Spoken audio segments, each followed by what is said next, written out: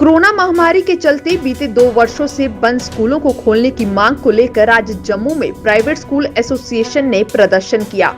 प्रदर्शनी मैदान के बाहर हुए इस प्रदर्शन में जम्मू संभाग के विभिन्न स्कूलों ने भाग लिया और स्कूल न खोले जाने की लेकर सरकार के खिलाफ नारेबाजी की। Jammu Kashmir private school association के बैनर तले आयोजित इस प्रदर्शन का नेतृत्व एसोसिएशन के प्रधान कमल गुप्ता ने किया और उनका कहना था कि इस समय देश के लगभग हर राज्य में स्कूल खुले जा चुके हैं, लेकिन जम्मू कश्मीर ना जाने किन कारणों से स्कूल नहीं खोल रहा है। उनका कहना था कि स्कूल ना खोलने के कारण बच्चों की पढ़ाई भी प्रभावित हो रही है, जबकि स्कूलों को भी खासा नुकसान उठाना पड़ रहा है।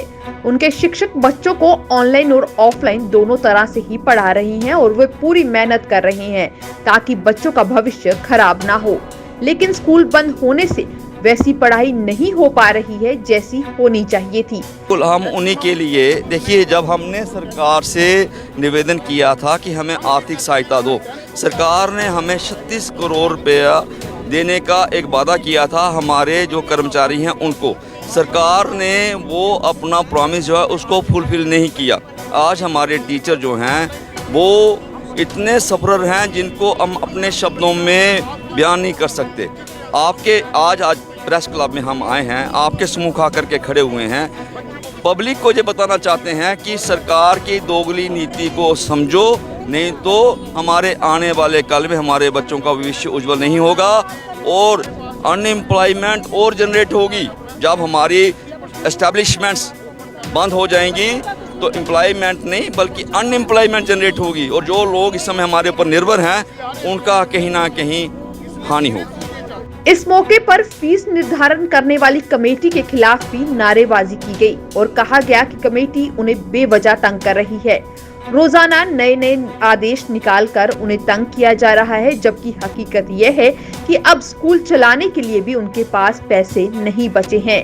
वे शिक्षकों का वेतन भी किस तरीके से निकाल रहे हैं ये कोई नहीं जानता, जबकि जिन स्कूलों ने अपनी ट्रांसपोर्ट व्यवस्था रखी है उनके पास गाड़ियों को संभालना भी मुश्किल हो रहा है।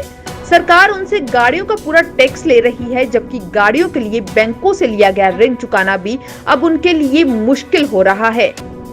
नहीं, बिल्कुल भी नहीं कर सकता मैम। इसके पीछे खास क्लासरूम एटमॉस्फेयर क्या होता है।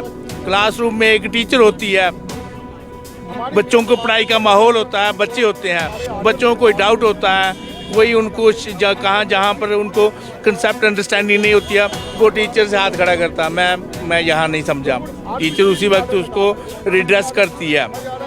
ये जो ऑनलाइन मोड है, ये ऑनलाइन मोड कभी मजबूरी में ठीक था, जब कोरोना था मजबूरी थी, नहीं आ सकते थे, लेकिन ये कोई मोड नहीं है कि आप अभी इसी को ही बना के रखें, क्योंकि इससे बच्चा टीचर कहीं पर बैठी हुई है, स्कूल में बैठ के पढ़ा रही है, बच्चा घर में बैठा, उसने ये जो मोबाइल है, मोबाइल लिया हुआ उसने और इधर छोड़ दिया, कोई जहाँ पर मोबाइल बोले जा रहा है, लेकिन बच्चे के कानों तक नहीं पहुँच रहा है। एसोसिएशन ने इस मौके पर फीस निर्धारित करने से पहले स्कूलों से बात करने, स्कूलों में ऑफलाइन कक्षा शुरू करने, प्राइवेट स्कूलों को गाड़ियां चलाने से पहले ट्रैफिक विभाग से एनओसी लेने में छूट देने, पुराने स्कूलों के लिए एनओसी लेने में छूट देने की मांग की और साफ तौर पर ये कहा कि अब जल्द ही जम्मू कश्मीर में भी स्कूल खोल देने चाहिए, क्योंकि बच्चों का भविष्य अंधकार की तरफ जा रहा है।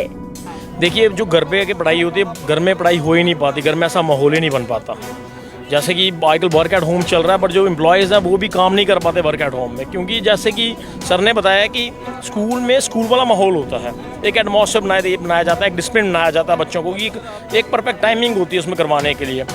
आप सर्वे कर लें इस चीज़ का कि जो ऑनलाइन मोड में कहीं 40 क्लास बच्चों की क्लास है, वहाँ पे 12 बच्चे ही ज्वाइन कर पाते हैं, बाकी बच्चे बहाना बना के एग्जिट कर देते हैं। तो अगर बच्चों के पास लिंक भी आता होगा जूम का या उसका गूगल मीट का लिंक आता होगा, तो बच्चे क्या करते हैं, अपनी अटेंडेंस लगाते हैं और फ़ोन को कैमरा ऑफ करके बैठ जाते हैं। इसका मतलब ये कि बच्चे नहीं पढ़ रहे हैं और बच्चे उसकी और पबजी की जो आपकी ऑनलाइन जितनी गेम्स की, जो पबजी हो गई, ठीक है, और भी बहुत सारी गेम्स हैं, ऐसे मैं तो खेलता नहीं ऑनलाइन, पर इन गेम की ओर ज़्यादा अग्रसर कर रहे हैं और उनके आपके साइड इफेक्ट्स मालूम है, क्योंकि उनको फ़ोन दे दिया गया है और फ़ोन के साइड इफेक्ट्स ज़्यादा हैं, एडवांटेजेस कम है और डिसएडवांटेजेस ज़्यादा हैं।